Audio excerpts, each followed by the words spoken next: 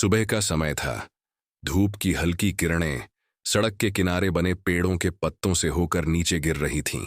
हवा में एक अजीब सी बेचैनी थी, जैसे आज कुछ बड़ा होने वाला हो। शहर की सड़कों पर हमेशा की तरह ट्रैफिक का शोर था, गाड़ियां, बसें, हॉर्न और भीड़ का कोलाहल। लेकिन उस सड़क के एक मोड़ पर पुलिस का चेक पोस्ट लगा हुआ था। वहां इंस्पेक्टर रणवीर सिंह खड़ा था, 40 वर्ष का, चेहरे पर सख्ती और आंखों में अहंकार झलकता हुआ।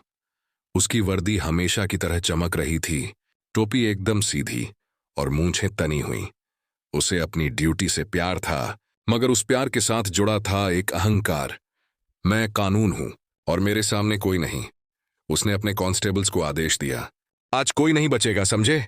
बिना हेलमेट, बिना पेपर, जो दिखेगा रोको। कानून सबके लिए बराबर है। कांस्टेबल ने सिर हिलाया। जी सर। रणवीर के चेहरे पर संतोष की हल्की झलक थी। उसने अपनी घड़ी देखी और सड़क पर नजर दौड़ाई। उसी समय दूर से एक स्कूटर की आवाज आई। हल्की हवा के साथ एक महिला का चेहरा दिखाई दिया। उसने लाल सूट और काला दुपट्टा पहना हुआ था। चेहरे पर आत्मविश्वास था, पर सादगी भी। बाल हवा में उड़ रहे थे और उसकी नजरों में साफ झलक रहा था कि उसे कहीं जल्दी पहुंचना है। वो धीरे धीरे चेक पोस्ट के पास आकर रुकी। रणवीर ने हाथ उठाया। रुको मैडम। महिला ने ब्रेक लगाई, स्कूटर रोका और मुस्कुराते हुए बोली, जी कोई बात? रणवीर ने गंभीर स्वर में कहा, हेलमेट कहाँ है? और ये नो पार्किंग एरिया में गाड़ी क्यों रोकी आपने? तो ऐसे हो? वो शांति से बोली, सर मुझे जरा जल्दी थी, एक जरूरी मीटिंग में जाना है, इसीलिए। उसके बोल खत्म होने से पहले ही रणवीर ने उसे काटते हुए कहा, सबको जल्दी होती है, लेकिन नियम सबके लिए एक जैसे हैं, कोई अपवाद नहीं। भीड़ में कुछ लोग रुककर देखने लगे। किसी ने फुसफुसाया, अरे भाई जाने दो, औरत है। रणवीर ने तनी आवाज में कहा, यहां कानून चलता है, सहानुभूति नहीं।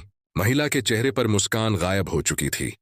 वो अब थोड़ी गंभीर होकर बोली, आप अपनी ड्यूटी कर रहे हैं, मैं समझती हूं, लेकिन बात करने का तरीका भी ड्यूटी का हिस्सा होता है। रणवीर आगे बढ़ा, आंखों में आग थी, आवाज ऊंची। मुझे सिखाओगी ड्यूटी कैसे करते हैं? रोज ऐसे हजारों लोग आते हैं, सबके पास कोई ना कोई बहाना होता है, तुम भी उन्हीं में से एक हो। महिला ने कुछ कहना चाहा, सर आप नहीं जानते मैं।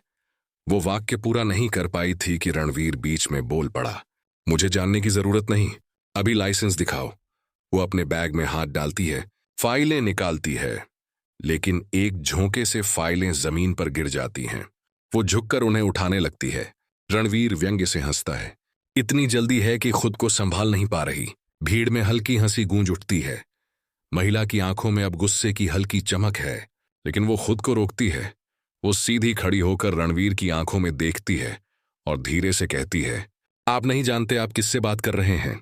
रणवीर ने उपहास भरे स्वर में कहा, हाँ, और मुझे जानने की जरूरत भी नहीं है, कानून के आगे सब बराबर हैं। उसने बात खत्म करते ही एक कदम आगे बढ़ाया और अपनी हथेली हवा में उठाई। भीड़ कुछ समझ पाती इससे पहले ठप, पूरा इलाका एकदम शांत हो गया। थप्पड़ की गूंज दूर तक फैली। महिला का चेहरा थोड़ा एक ओर झुक गया। हवा थम गई। उसकी आंखें सीधी रणवीर के चेहरे पर टिकी रहीं, बिना गुस्से, बिना डर, बस एक ठंडी, चुभती हुई नजर। रणवीर ने अपने वर्दी के कॉलर को सीधा किया और बोला, कानून के आगे कोई बड़ा नहीं होता, याद रखना। भीड़ में कोई कुछ नहीं बोला। सबके चेहरे पर एक अजीब सन्नाटा था। किसी ने धीरे से मोबाइल नीचे कर दिया। महिला झुकी, अपनी फाइलें उठाने लगी। तभी एक फाइल से एक कार्ड फिसलकर नीचे गिरा। नीचे जमीन पर चमकता हुआ वो कार्ड हवा में हल्का सा हिला। एक कांस्टेबल पास आया, कार्ड उठाया और जैसे ही उस पर नजर पड़ी, उसका चेहरा सख्त हो गया। उसने धीमी आवाज में रणवीर के कान के पास जाकर कहा, सर ये हमारी एसपी मैडम है। रणवीर के होंठों से सांस रुक गई।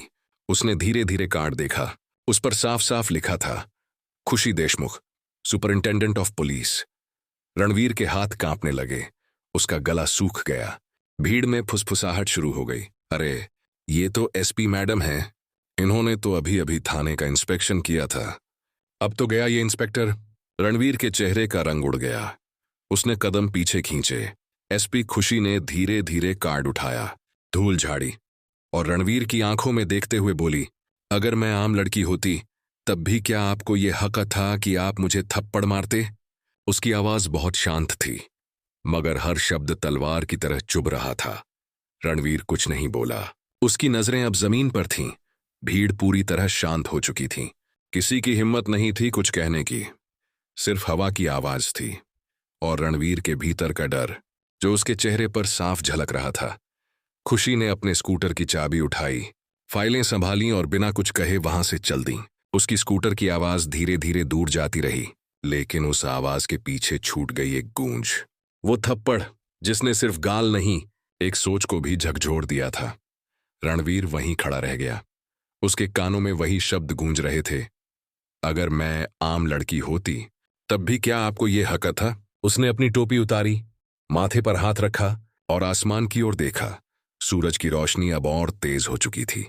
शायद वही रोशनी अब उसे उसकी गलती दिखाने आई थी।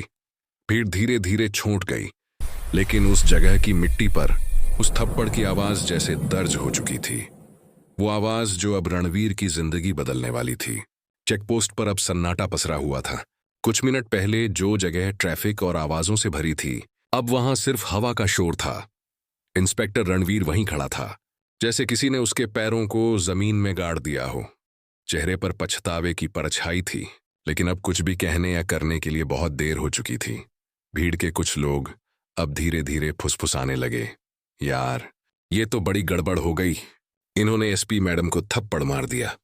अब तो सस्पेंशन तो पक्का है। रणवीर के कानों में ये बातें तीर की तरह चुभ रही थीं। उसकी सांसें भारी हो रही थीं और माथे पर पसीने की बूंदें चमक रही थीं। उसने खुद से कहा, क्या कर दिया मैंने? बिना सोचे बिना समझे कांस्टेबल दीपक उसके पास आया, डरते हुए बोला, सर अब क्या करें? अगर मैडम ने शिकायत कर दी तो? रणवीर ने गहरी सांस ली और थके हुए स्वर में कहा, शिकायत करने की जरूरत नहीं। गलती मैंने की है, जो सजा मिलेगी मंजूर है। इतना कहकर वो चुप हो गया। उसकी नजरें सड़क की ओर थीं, जहां अभी अभी खुशी मैडम का स्कूटर दूर गुम हो गया था। हर गुजरते सेकंड में उसके दिल की धड़कन तेज होती जा रही थी। थोड़ी ही देर में पुलिस वायरलेस पर एक सिग्नल आया, सभी अधिकारियों को सूचित किया जाता है, एसपी खुशी देशमुख चेक पोस्ट का आकस्मिक निरीक्षण कर रही हैं। रणवीर ने जब ये सुना तो उसका सिर और झुक गया। भीड़ में एक आदमी बोला, मतलब वो यहां जांच करने आई थी? रणवीर ने कुछ नहीं कहा, बस अपनी टोपी हाथ में पकड़ी और दूर आसमान की ओर देखने लगा। दोपहर बीत गई। चेकपोस्ट पर अब शांति लौट आई थी, पर रणवीर के अंदर का तूफान थमा नहीं था। हर पल उसे वही आवाज सुनाई दे रही थी, अगर मैं आम लड़की होती तब भी क्या आपको हक था मुझे थप्पड़ मारने का? वो आवाज उसके जहन में गूंज रही थी, जैसे कोई अंदर से उसे झकझोर रहा हो। शाम होते होते पुलिस हेडक्वार्टर से संदेश आया, एसपी खुशी देशमुख कल सुबह 9 बजे सभी इंस्पेक्टरों की मीटिंग लेंगी। रणवीर ने यह सुना तो उसका दिल और भारी हो गया। उसे पता था कि अब उसका सामना उनसे होना तय है। रात को वो घर पहुंचा, लेकिन चैन नहीं मिला। टेबल पर रखा पुलिस मेडल देखा, सर्वश्रेष्ठ इंस्पेक्टर 2022 लिखा था। वो मेडल उठाया और खुद से बुदबुदाया, अगर यही इंसाफ है तो मैं उस मेडल के लायक नहीं।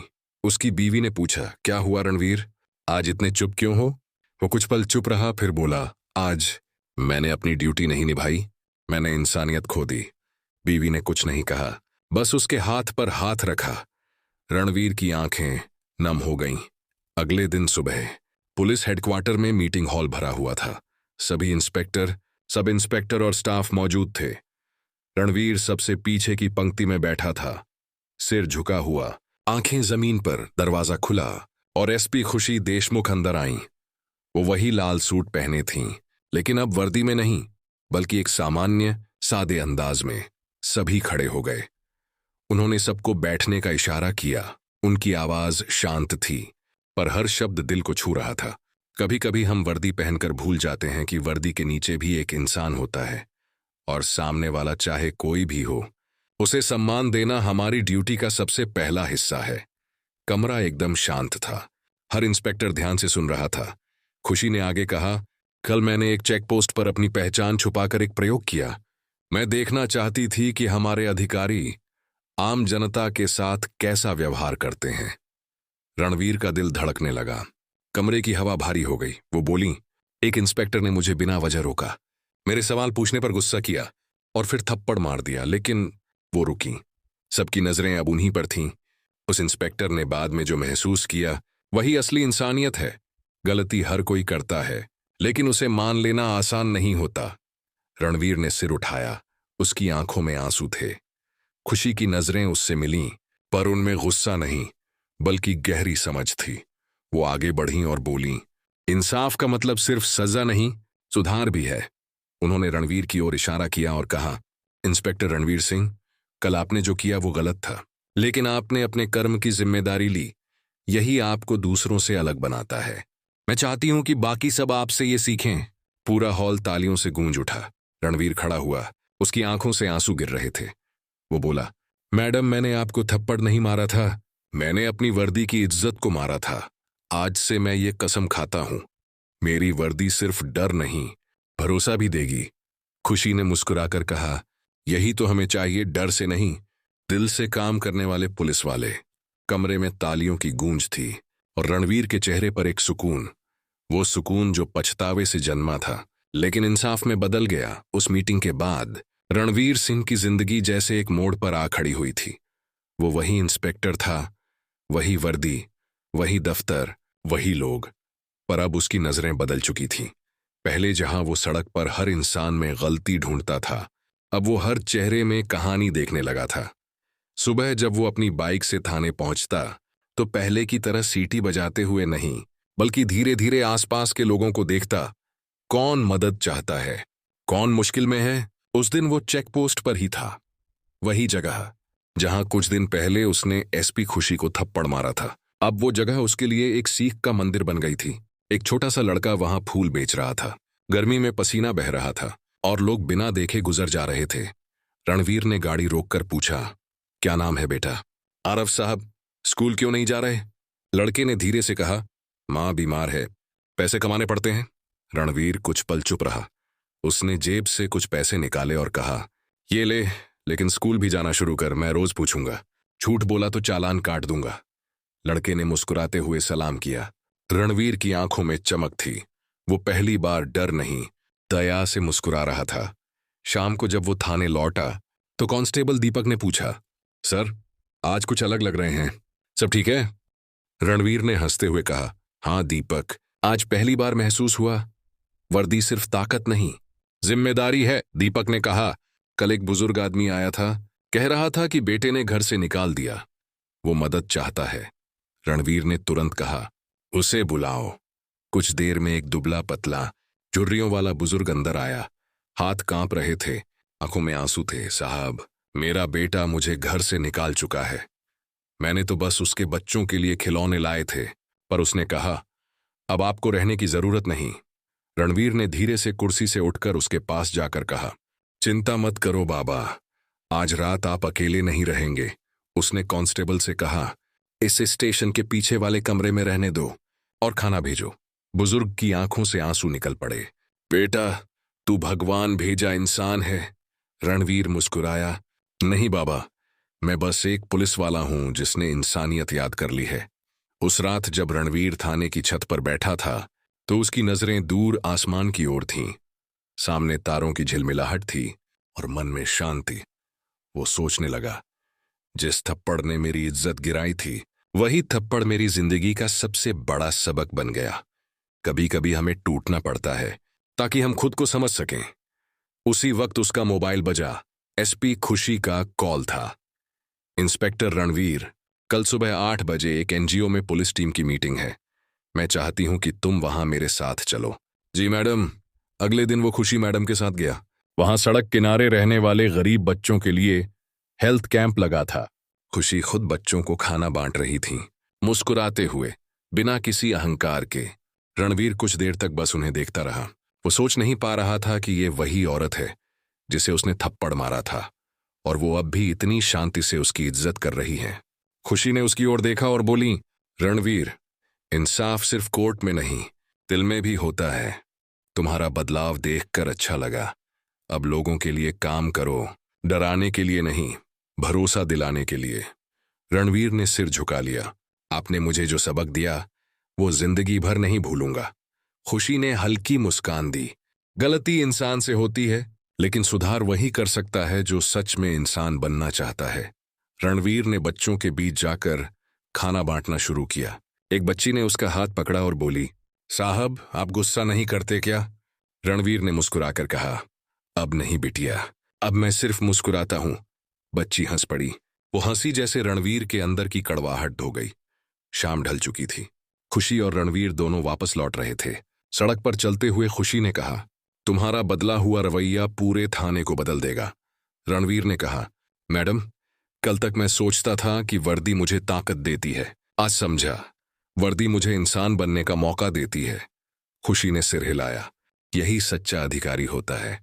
दोनों चुपचाप चलते रहे, लेकिन उनके कदमों के साथ साथ एक नई कहानी जन्म ले रही थी।